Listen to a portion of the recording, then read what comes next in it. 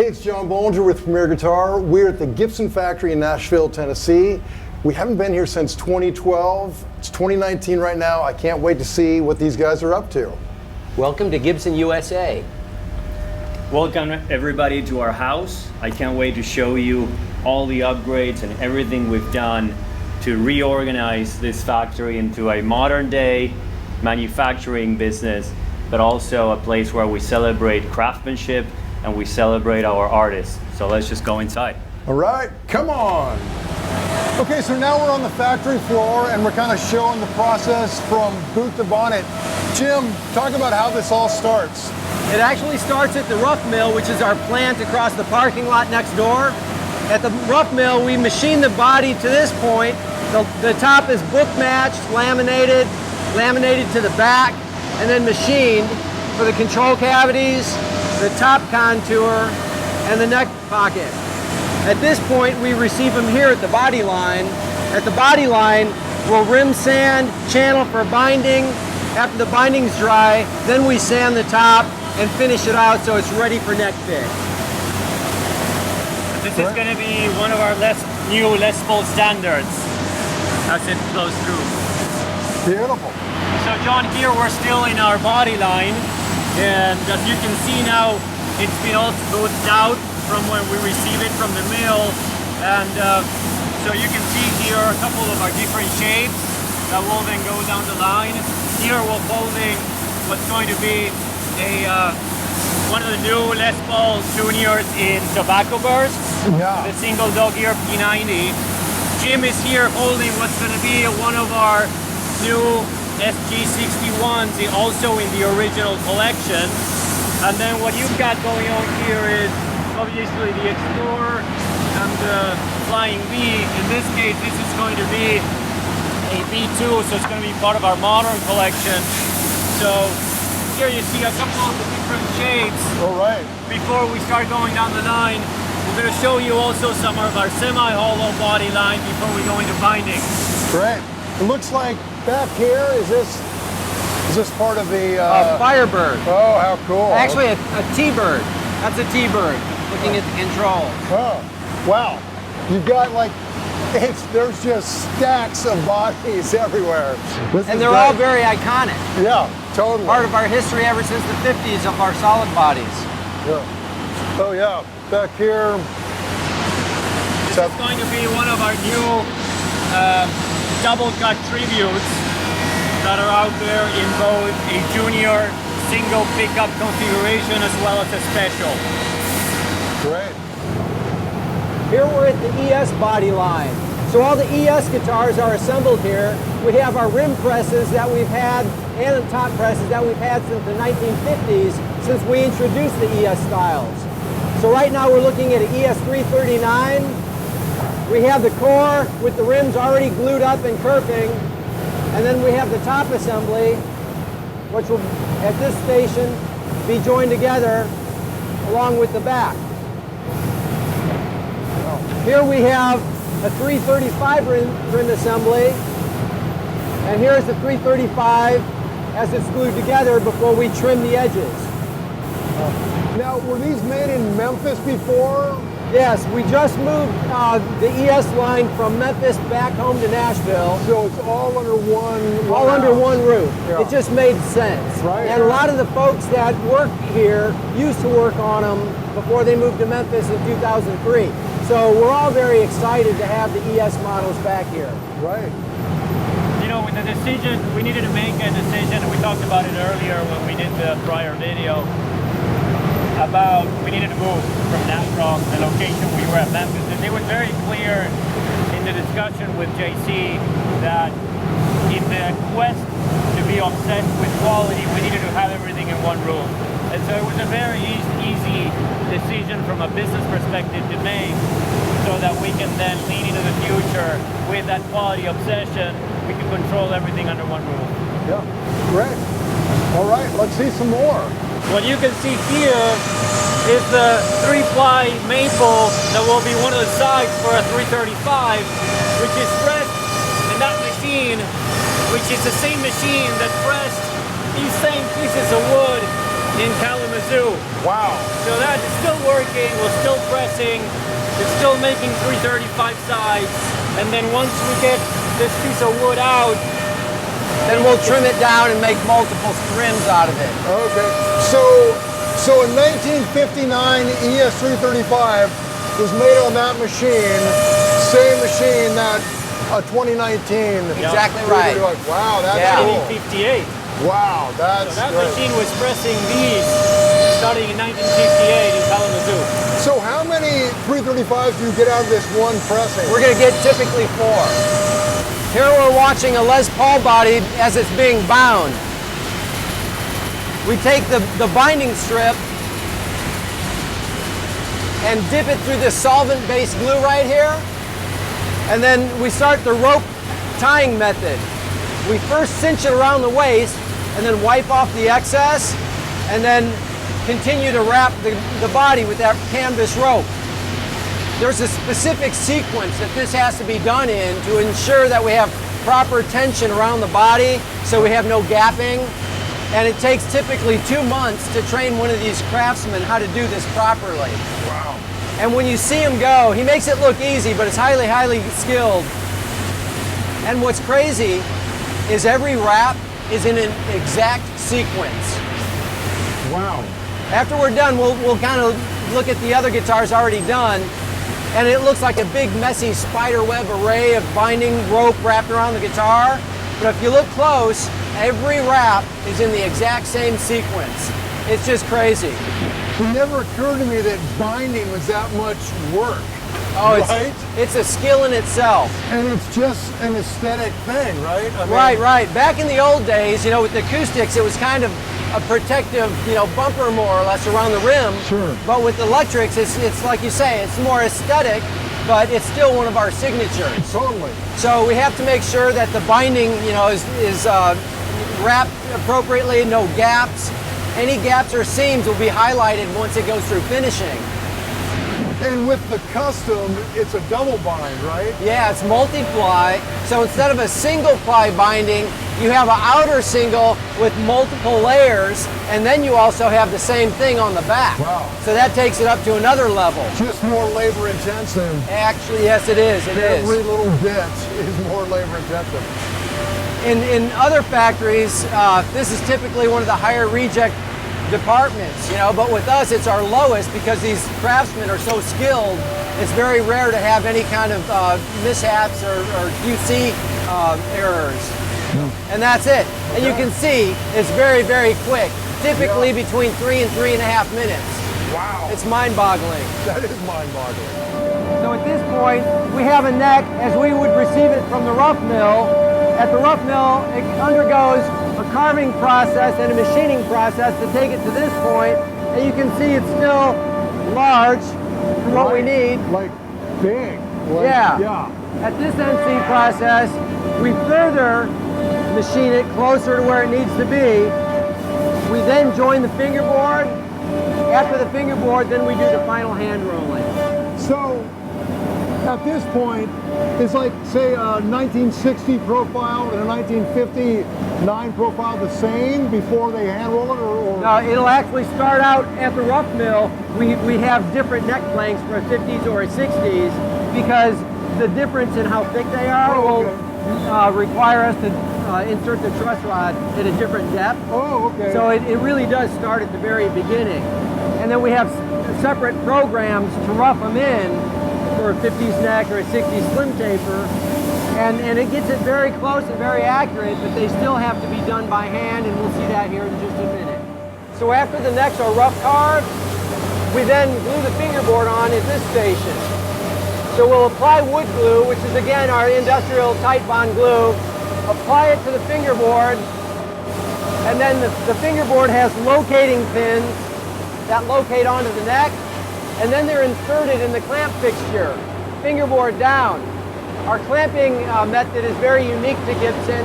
It uses fire hose that's inflated with air. So the neck is inserted and we hit the valve. That fire hose inflates with air behind the back of the neck, and it's very uniform clamping pressure. Oh, so it's just an even distribution of pressure. Even, exactly right. So there's no hot spots with individual clamps, and it's only one valve, and it's very quick and efficient. Yeah, that totally makes sense. So now we're kind of where the bodies meet the necks. That's exactly right. At this point, the necks are completed, and bodies are completed, and this is where they're matched up. We have an RFID under the fingerboard that we scan. We print out a card that has the serial number and the SKU for the guitar, and then we stamp it on the back of the headstock with the serial number and Made in USA. That's what we're doing here.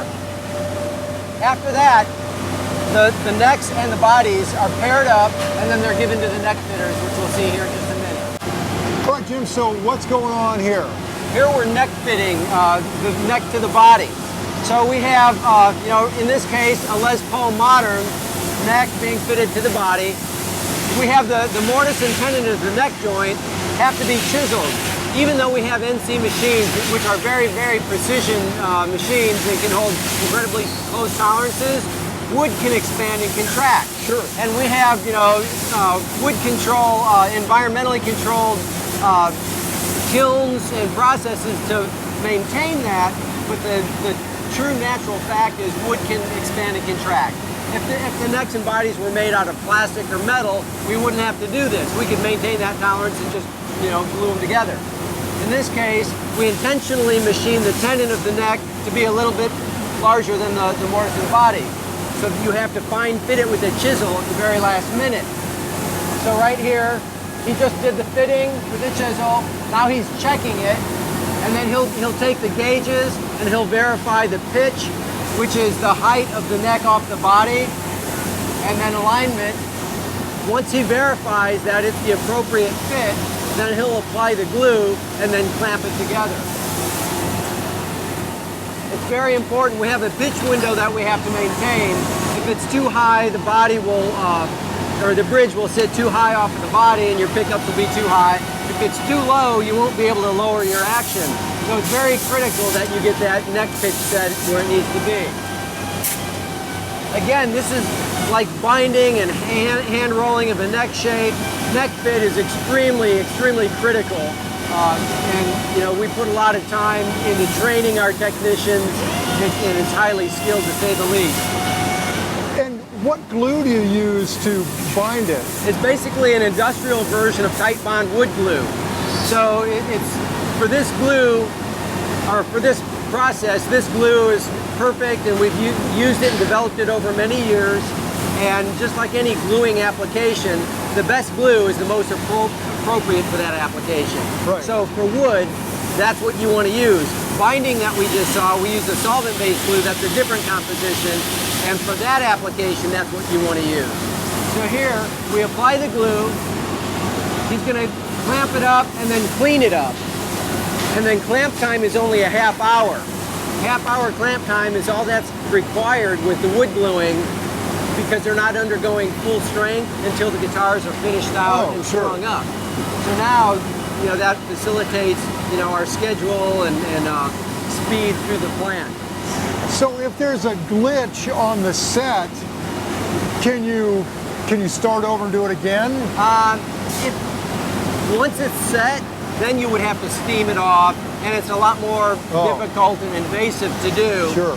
You can, and we do that when we have to. Yeah. But we try not to. Get it right the first time. Yeah. Right. Because it is, it's a lot of heavy lifting. You don't want to have to do that. Yeah.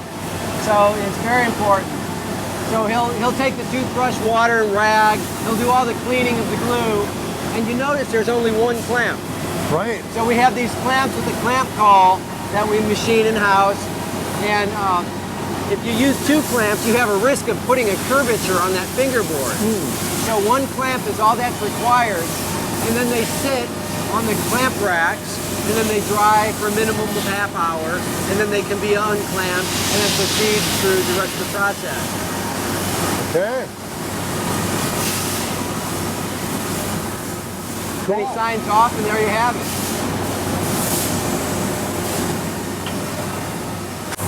So at this point, this is the neck as we take it out of the glue clamp, and now we're going to have to sand all this in and do the final hand roll. That's what we're seeing here. One of the things we were talking about earlier, John, that is very important to us in the way that we've rebuilt the company is that machines make great guitar parts, Yeah. but people make great guitars. And that's what you're seeing here as you walk around and you see our guys doing all these things by hand. We embrace technology as much as we can, and that allows us to free up employees to spend more time for those tasks that have to be done by hand. Right. And that's something that we will never change. That's part of the celebration of craftsmanship, and it's really the legacy that Orville left us. Okay, Jim, what's the next step? After the neck is glued to the body, we sand it smooth, and then at this point, we machine it for the pickup cavities, the bridge, and the tailpiece.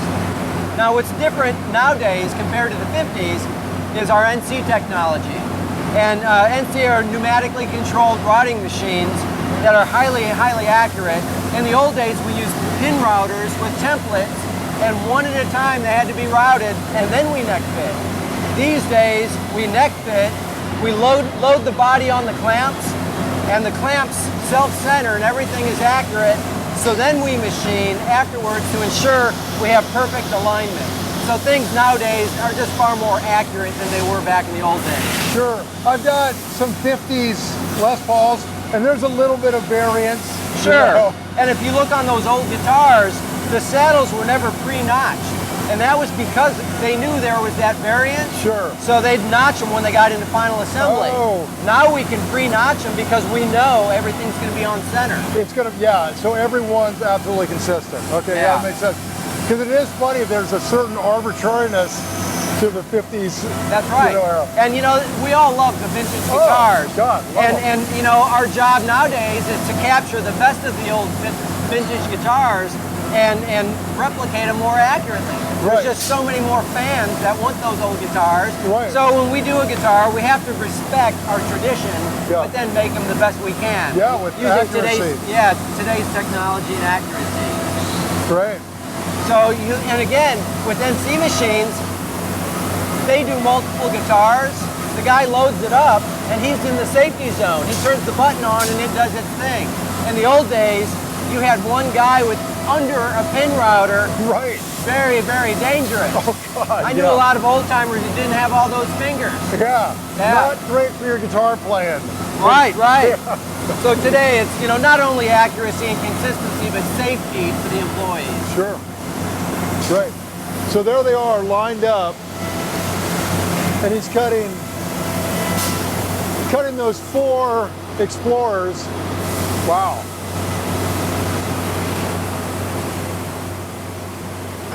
You see, we have multiple tools on the machine, Right. and depending at the stage in the operation, it'll swap cutters.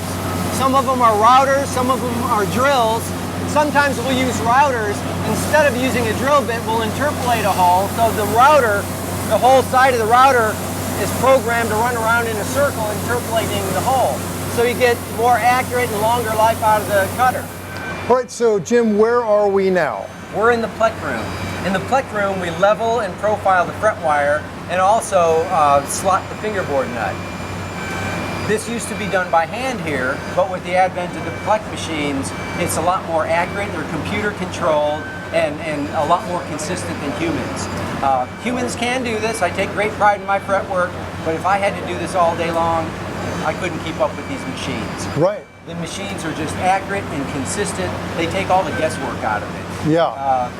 They're a sizable investment. We have 8 of them in this room. If it's a Gibson branded instrument, they all go through Pleck, whether they're at USA, Custom, or Montana or Acoustics. So all of our guitars go through that process, and it just ensures that the player has the best possible fret, level and playing experience. Yeah, and getting your guitar plecked, I mean, you can get any guitar plecked at, a few different places around the world, only a few, like Yeah. Joe Glazer or... Sure. And that upgrade alone is such a huge expense. Typically a few $100s, Yeah, right? yeah. And every guitar that we do has that. Yeah, I think mine, I had one done once, I think it was like $300 or something Wow, like that. yeah. It's a lot. So- But it's funny, Joe Glazer, he was talking about like the old school, like sawdust on the floor kind of environment. He said there's a romanticizing about that.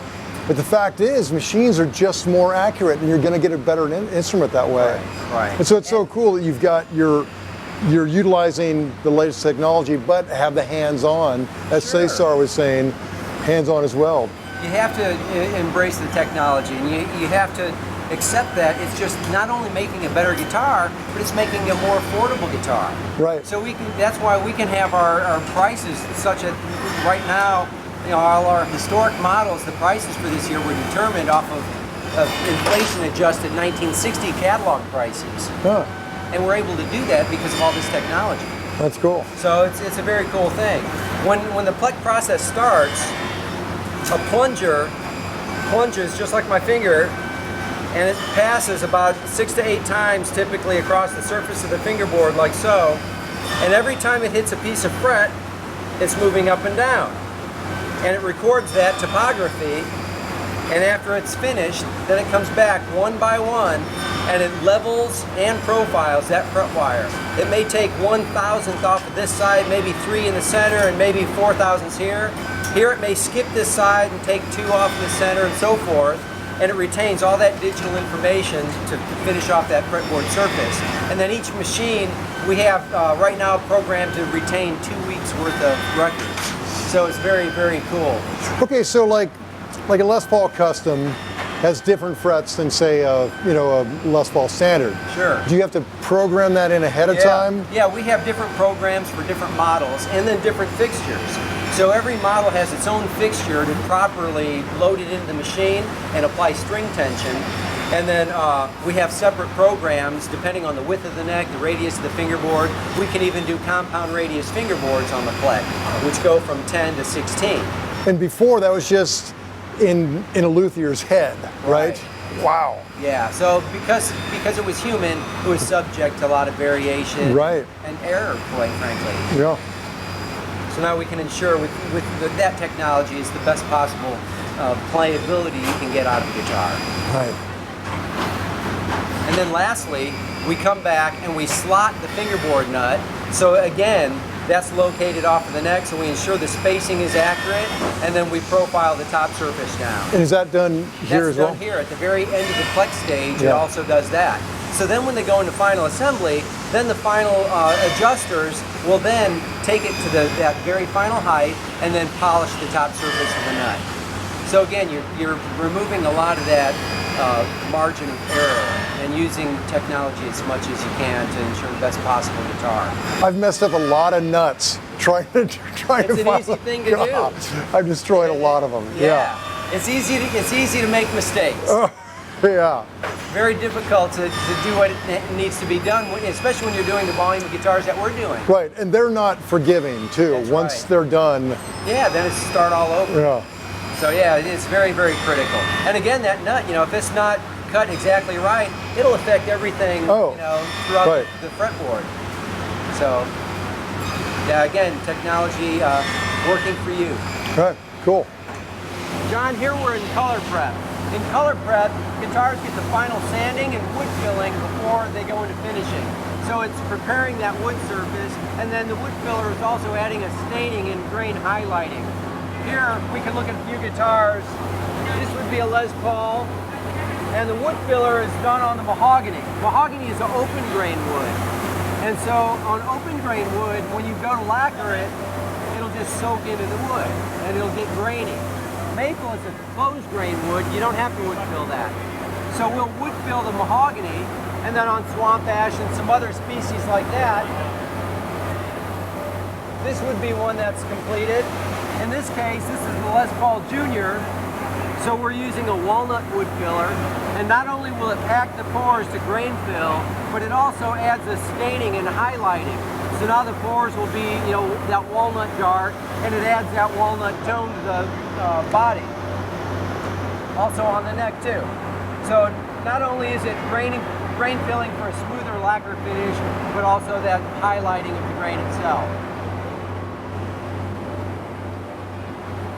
After they dry, which is typically 8 hours, then they're ready to go into finishing. Cool, let's go. Okay, so judging from the smell of things, we are now in the lacquer room, right? That's right, the true smell of nitrocellulose lacquer. The There's smell of victory. Yeah. You know, Gibson, I mean, there's such a big deal about nitro, but you guys have always been a nitro company. Yeah, in the very, very early days, you know, with Orville, they were still using varnishes. Sure. But as, you know, nitro was invented and adopted in manufacturing and automotive and furniture, then we naturally adopted it. And it's been considered the finest instrument finish. It has a great clarity and protection, but at the same time, not too thick. A lot of modern finishes like polyurethanes and polyesters can kind of encapsulate the guitar, and even on a solid body, it will kind of, you know, hamper the vibration and resonance of that guitar. And the clarity isn't there. And for sunbursts and wood tones, that's very, very important. You know, the nitro isolation into what's going on with everything we do with the wood and the paints, it's only around 7%, whereas with poly, that's a full 100% block. So it's a very breathable material. That's why it ages the way it ages. It changes color with UV light. Right. And that's the cool factor too, right? Yeah. Yeah, I love that. Yeah. So here we're holding, giving you a sneak peek. Shouldn't be doing this. This is going to be, as it goes down the line, as you can see here from the inlay, the Chris Cornell signature tribute guitar that we're doing only 250 of, which is on the basis of the one that he designed entirely himself. The satin olive sort of finish with the Bixby, the Lollard tom pickups, the clear knobs. That was entirely his design, and what we're doing to pay tribute to him is also putting his signature in the inlay. Now, I suspect it's going to be a really popular guitar. How come you're only making 250 of it? Yeah, it's going to be, we know already from the way that we're managing allocations forward that it's multiple times oversubscribed. Yeah. But that's the beauty of it from a collector's perspective, is right. that it's a limited run. They're only going to be 250, and it's going to be something that preserves and then grows in value. Cool. So we might catch one down the line as we go towards final assembly, and if there's one, I'll try to find one to show you what it looks like. Great. Okay, let's go down the line. So now we're actually, this is a shooting booth, right? That's correct. Now we have one of our finest artists getting ready to spray a sunburst on a Les Paul. She's shooting the cherry on back.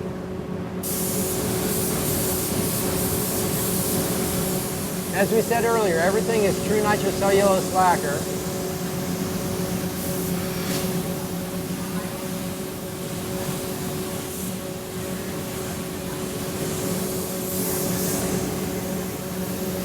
The masking tape around the rim is so when she's spraying the cherry, it doesn't contaminate the center of the body, where it will then be, you know, yellow or amber. Wow. So now she removes that. Now she's going to apply that amber once she cleans it with the dust rag, tack rag.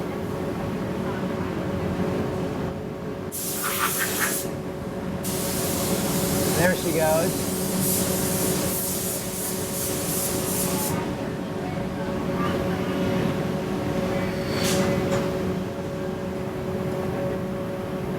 And the sunburst is just one of our signatures. It's one of those things that people take for granted, but they forget that Gibson actually invented the sunburst.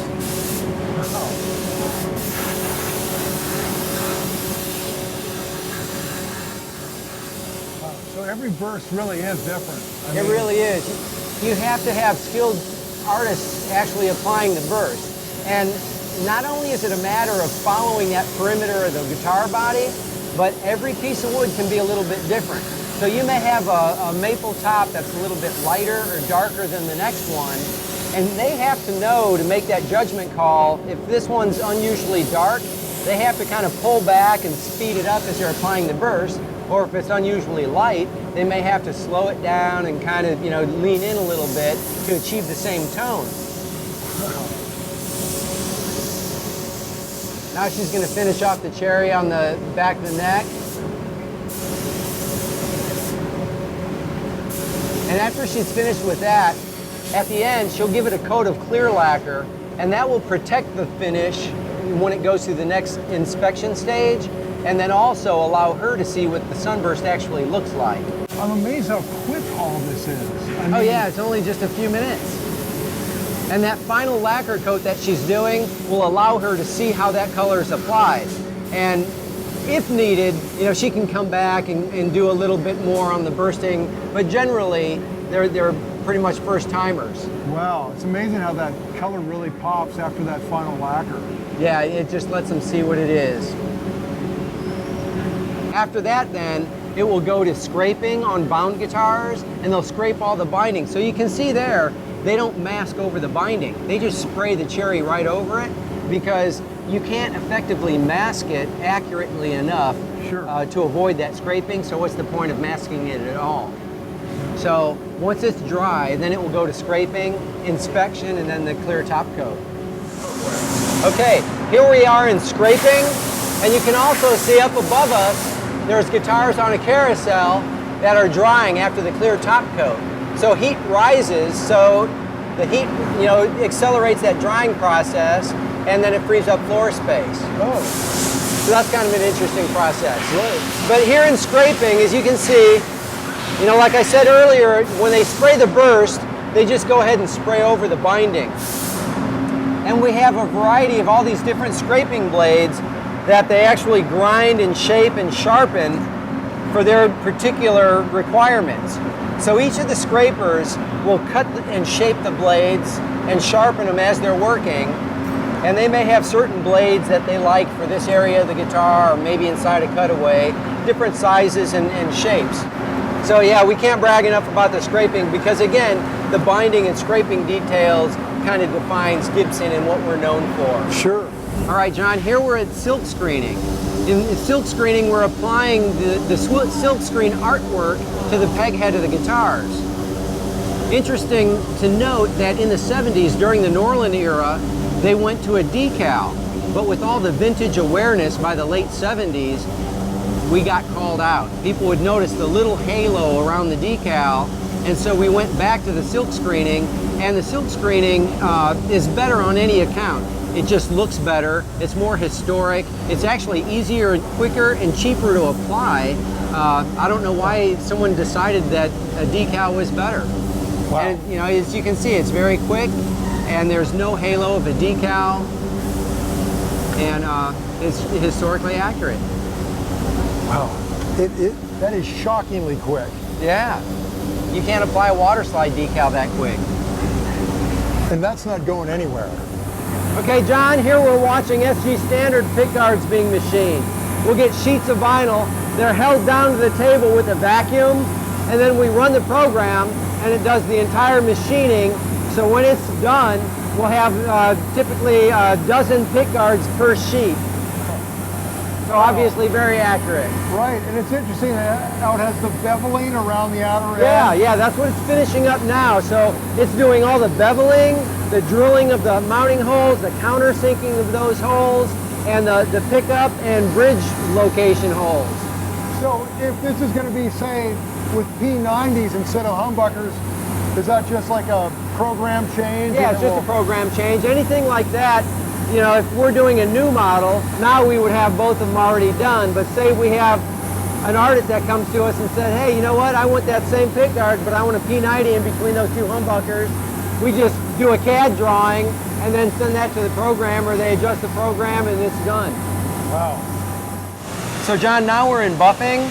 This is a Les Paul Gold Top as we get it out of finishing. So if you look closely, you know, there's a certain amount of orange peel and texture to that finish, and it's just not as shiny as it needs to be. Same thing with the back. You can see a little bit of that orange peel and grain, and that's just what naturally happens as the wood settles after the lacquer is applied. So what we have to do in buffing, we'll sand the guitar smooth with 600 and 800 grit sandpaper. It'll look like frosted glass. It'll be dull. And then after that, then we have to use all these buffing wheels and polish up that surface, and that's what gives us that final luster. How long is the drying time between buffing and shooting? Typically, after the guitars have their final clear coats, they dry between 4 and 6 days. Okay. 4 is more typical, but sometimes it lands over a weekend, so they can get a little bit extended, which is a good thing, you know. But minimum of 4 days, then the lacquer's hard enough to where it can be buffed. When you're in the over 40 club like me, and you're wearing bifocals, as you're watching your work, you have to look at the reflection of the finish, and that tells you your progress. So you're trying to remove all those scratches, and while it's very physical indeed, you know, to physically hold it and send it through the buffing process, it's very, very hard on your eyes. Bet. Can you buff right through a finish? Oh, sure, yeah. Again, it's very skilled. Not only do you have to have the muscle, you know, in the eyes to buff, but you have to know how hard. So it does have a lot of skill required. Right. If you're not careful, you can easily burn an edge, and typically the edges, the sharp edges, are where you're going to catch on a buffing wheel and burn through. And if you burn through, then you're going to have to either refinish or touch up that finish. Oh. So you can ruin a finish if you don't know, or if you're not careful. That buffing wheel can catch a guitar and sling it to the ground. Right. So yeah, there's a lot of potential for things to go wrong. So you have to be on top of your game, and it happens to the best. You know, over the years, it's happened to me. It's happened to anyone I know. Sometimes it just gets the best of you, and you lose one. And we all say the same thing. It happens so fast. No one knows why. It just does. Just 1 minute, it's on the ground. Yeah, so it happens. But these guys, you know, again, highly skilled. And again, with our finish, that's our signature. So they have the final say of what that finish is going to be, because they're doing that final step. So we can't impress upon, you know, how important that is. Here, I'll show you a finished guitar. So this is a finished gold top, so you can see the difference. Right. How reflective and smooth that is. Yeah, whole different deal. Yeah. Okay, so we're nearing the end of the line. Where are we right now? Right now we're in final assembly. So as you said, it's the end of the line. We'll get the guitars out of buffing. Here we have a Les Paul standard, and we have a parts kit. And we have a parts kit that the material handlers assemble based on our requirements for the day. So we know how many of what model we're going to build. And they'll supply all the keys, the knobs, the electronics, everything in a parts kit. And then we'll assemble that guitar. The pickups, through our tour here, you notice we don't have our pickup department in this building. We moved it next door. We still make all of our own pickups, but with the reorganization of this plant, it just made more sense to move our electronics department next door. Was that like because of dust and things like that? Yeah, electronics you want to keep a lot cleaner than, you know, you don't want dust, you know, like a computer lab or whatever, right. Clean. So that's next door, and you know, we'll do all the coil winding, magnetizing, complete assemblies. So that's still here in-house, but in the next building, not in this building. So in final then, we'll get the parts kit for each model, and the parts kit and the guitars are all numbered on these racks, and then they'll go down our assembly line. So here's our assembly line. So it starts out with the first technician oiling the fingerboards and doing any pre-drilling, and you see the guitars are on a work board. And that work board holds the guitar and the parts kit, and then that slides down to the next operator.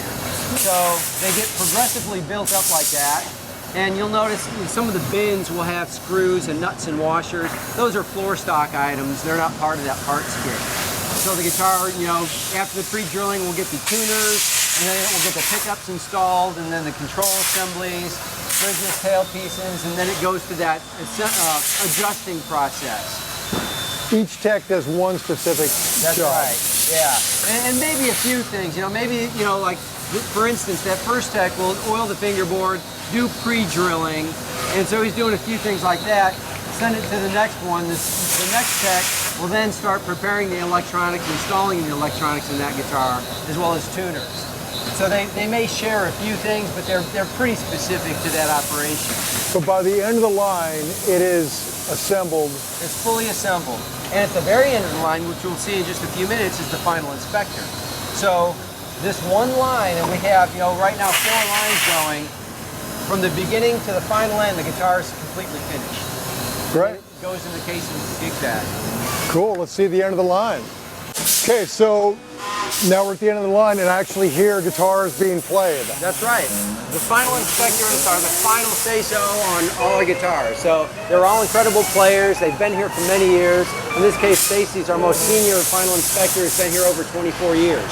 So they have to give the guitar a playability test. They have to check all the aesthetics to make sure there's no scratches or jams or anything like that. They verify all features and hardware are correct. They have computers with spec sheets that they can use to verify that. And then when they finally do approve the guitar, they sign off on the inspection tag, take a digital photo, and then they print out that digital photo. And then that photo accompanies the guitar. So that tag and the photo are kind of like the birth certificate or born on, for that guitar.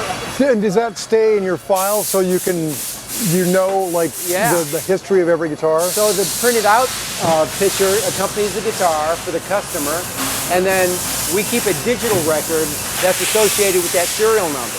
So maybe that guitar goes to a dealer, and the dealer says, "Hey, I think you put the wrong color pick guard on." We could verify, left the factory like that, or you got us on that one, right? Yeah. Or the customer may get it and say, "Hey, I'm not sure, that's right." We can verify that. So it's great for us for a QC tool, but it's great for the customer because now, hey, I got this, when it was final inspected, it's kind of the birth certificate. Right. Well, and with old Gibsons, of course, the serial numbers were seemingly arbitrary for a while. Yeah. Back in the 50s and 60s, and it was so hard to trace the legacy. Trace like the history of it but now records are so accurate. Right. That's great. So now, we have the Julian date on the serial number, so you can date the guitars on the serial number, with the 1st and 5th and so forth. Yeah. And then on that final inspection tag, when the final inspectors sign off, they also date it. And the serial number's on that. And the final setup is done here at this final spot too. Well, it's already set up here. What he's doing is verifying it, and the adjusters do the final setup there. Okay. However, if there's something, maybe a little bit of tweak or whatever, they may go ahead and tweak a thumb wheel or an accent here or there. But he was bending every note all the way up, so if you find something that doesn't quite ring true. Yeah, they have to verify all that. Oh, cool. Yeah, there it is. It's like the seeing the infant in the the baby on the bearskin rug. Right. Right. Yeah. And this is it, the final assembly. What we were talking about earlier is the finished one. Wow. Of the Chris Cornell tribute that I'm not supposed to show you. Right. And there's only 250 of these, you said? 250. Wow. That's it. So one of the things that we do here is, once we've done everything that you've seen today, which by the way is where we make our original and modern collections that we released recently. Everything gets made here. From here, we ship around the world. We have, obviously all the orders that go to all of our dealers in the US. Then we stage product in our warehouse in Europe. We send guitars to Japan. We send guitars down to Latin America, Southeast Asia. Everywhere gets fulfilled from this warehouse. Wow. So how many guitars are coming out a day? So that ranges somewhere between 320 and 340 today. Wow. And that is, and it sounds like a big number, but that is a big number. That is a big number. But we are in allocations mode. So after doing the changes that we made to our collections of, original collection, modern collection, and then including what we do in the custom shop, which is in a separate building, and we released it, we had to go into an allocations mode because the demand was so high that, we have a certain months forward now that we need from dealers. We need their visibility forward, because then we need to plan production here in service to that, and we're now managing allocations several months forward to be able to fill that demand. So how do you decide where guitars are going once they leave here? I mean, is it? So for the most part, as I said, because we are in an allocations mode rather than in a forecasting mode, Yeah.